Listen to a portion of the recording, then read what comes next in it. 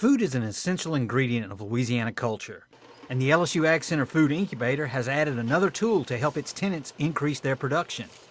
A small-scale commercial bottling line is now available for use.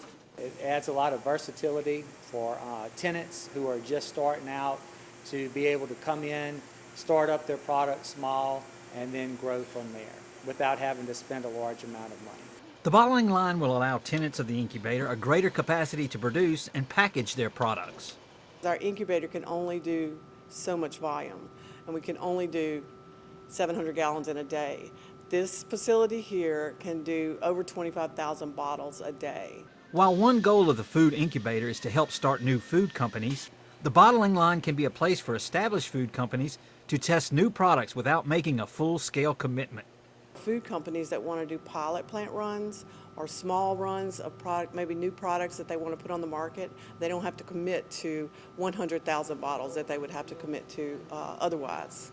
The bottling line can also serve as a classroom for students majoring in nutrition and food sciences.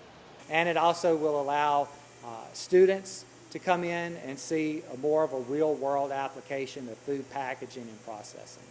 Sandoz says the next phase involves installing a prep kitchen and a research and development kitchen within the bottling plant. With the LSU AgCenter, this is Craig Gautreaux reporting.